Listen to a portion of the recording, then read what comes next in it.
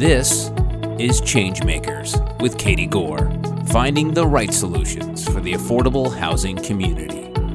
Welcome back to the second part of my discussion with ChangeMaker David Kirk, Professor of Sociology at Nuffield College at the University of Oxford. David, in part one, we talked about your groundbreaking work in conjunction with the partnership between Quaddell and the Maryland Pilot Housing Mobility Program. And now, David, I'd love to get into the research you've done on the common barriers to housing for people who have criminal records. Can you walk us through that and what you found?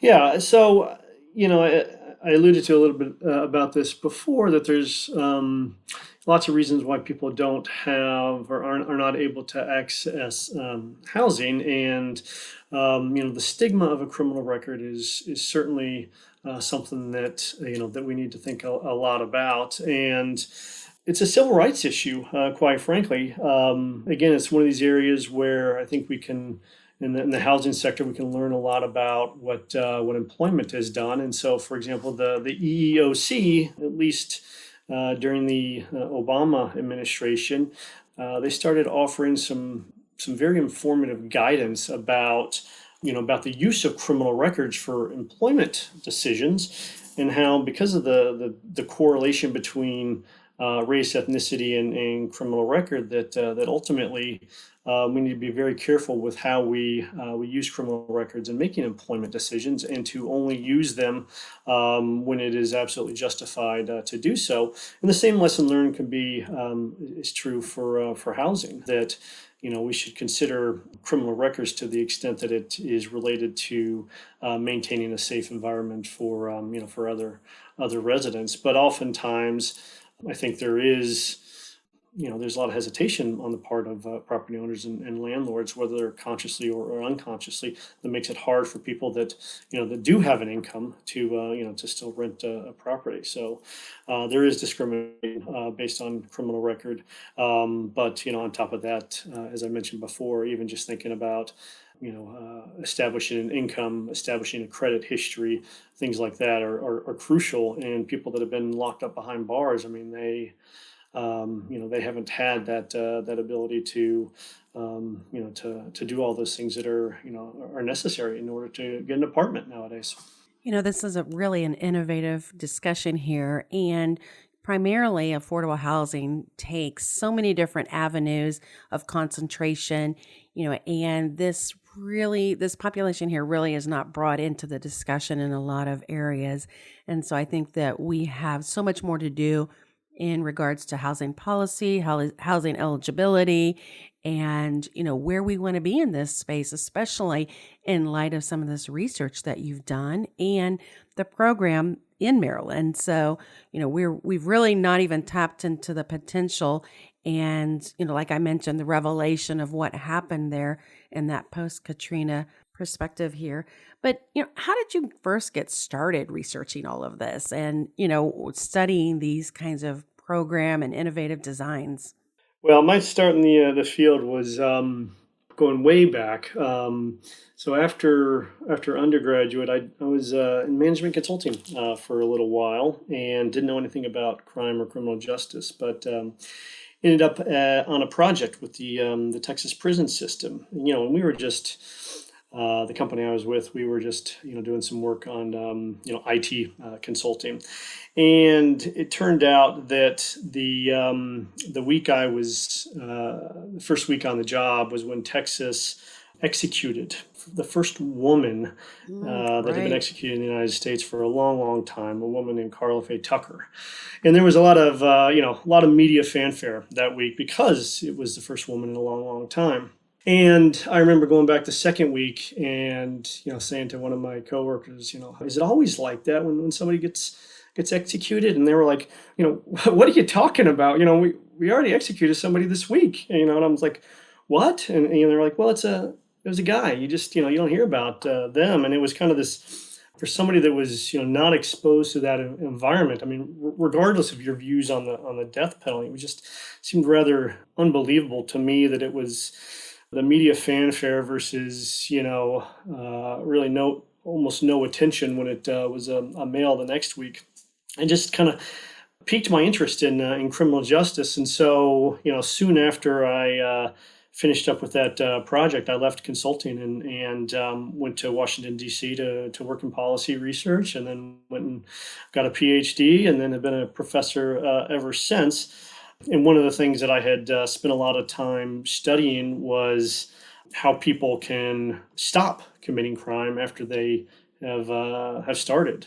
Most of American criminology, 20th century American criminology was devoted to the question of why do people commit crime in the first place? And we've learned a lot from that, but eventually we needed to start thinking about, well, how do they stop?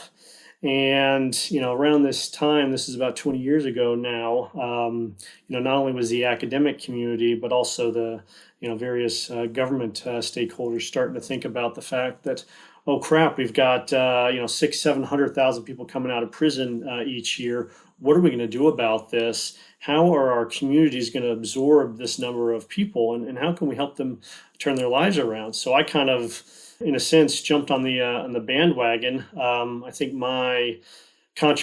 hopefully my contribution has been to kind of have the added twist of focusing on housing and focusing on mobility.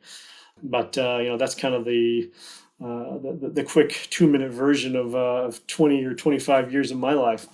Just a personal anecdote here. My great grandmother was murdered by her neighbor. And you said media fanfare. I remember, first of all, I had to go in and be part of the decision on whether it was an open or closed casket.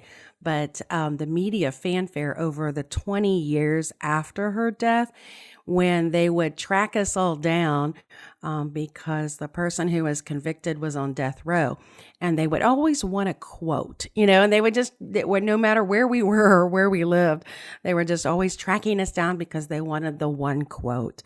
And I look back on that experience, and it's really kind of an awkward experience, obviously, but I do have a lot of compassion for the person who committed that crime, because there was a lack of support. There was wanted money and was getting involved in drugs and the wrong people.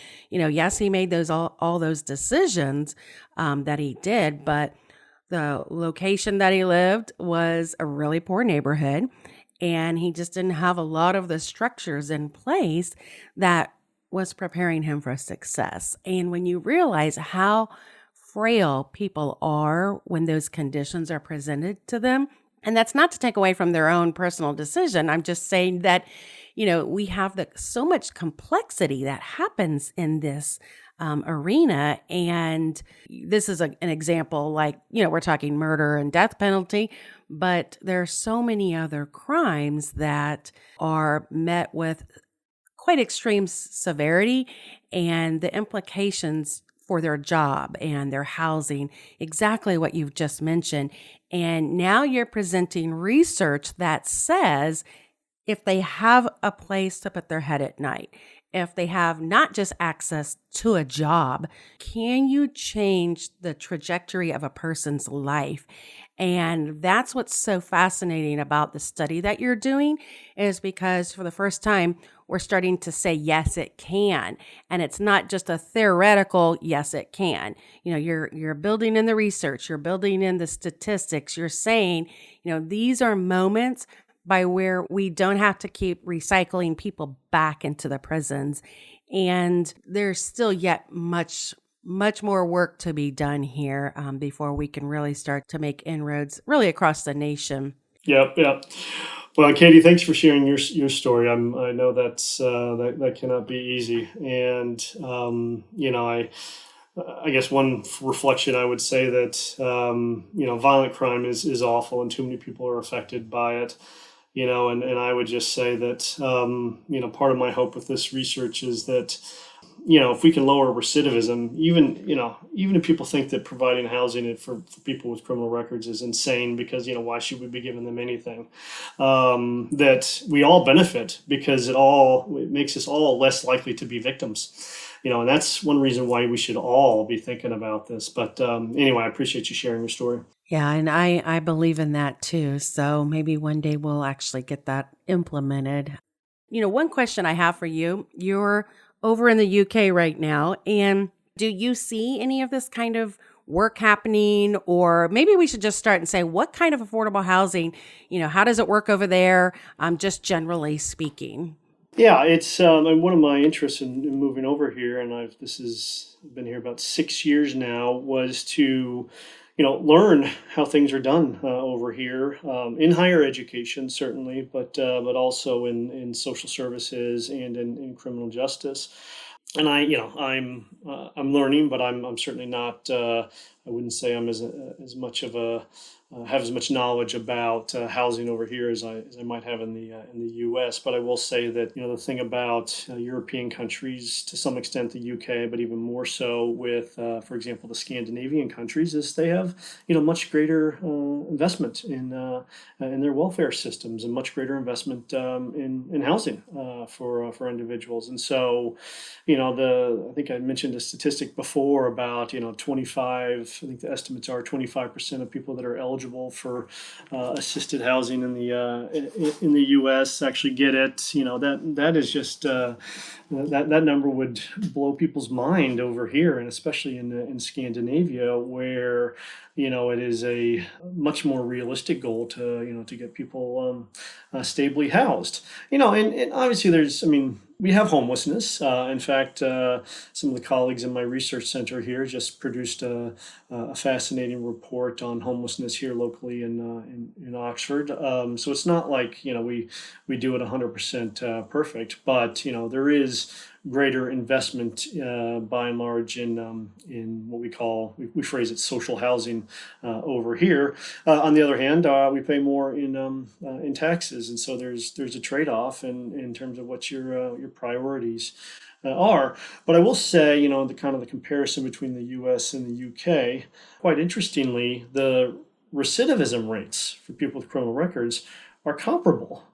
And even more so, I mentioned Scandinavian countries, places like Sweden and Denmark, they have high recidivism rates as well. And so the puzzle that I've been thinking about in recent years is how on earth in countries that tend to invest a lot more in terms of housing and rehabilitation and job training and unemployment insurance and things like that, how come even in those countries we have high levels of recidivism? And when I say high levels of recidivism, I'm talking about something like reconviction. 50% of people are reconvicted within 3 years, and that's true in the U.S., UK, and those other countries.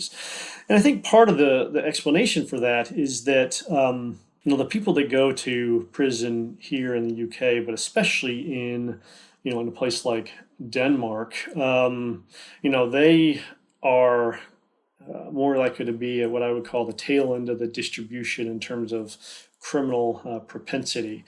It takes a lot more in terms of level of criminal offending and propensity to end up in prison in Denmark than in the United States.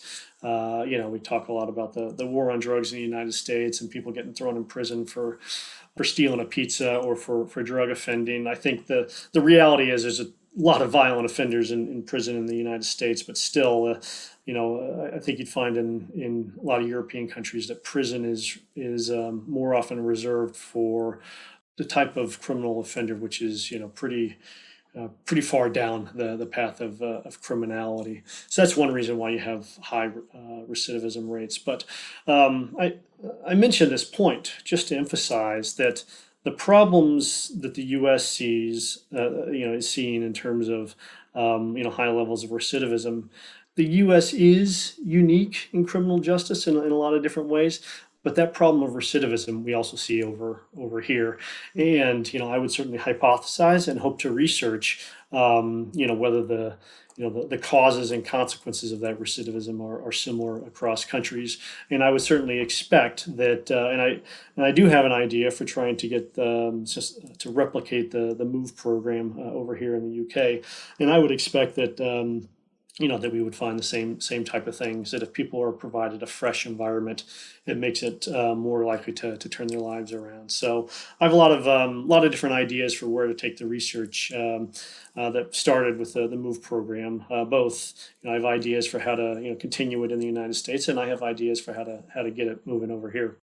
Well, that's an excellent vision as you move into possibly new areas of research and study. So keep us all posted, because, we would make sure that we want to highlight that for all of the listeners here on our podcast. So thank you for joining me across the pond, as they say. And I appreciate your time. Thank you, Katie. It's been a pleasure. Thanks for listening to Changemakers with Katie Gore. To find out more about Katie, go to quadel.com. That's QUADEL.com. This has been a production of Forbes Books Radio.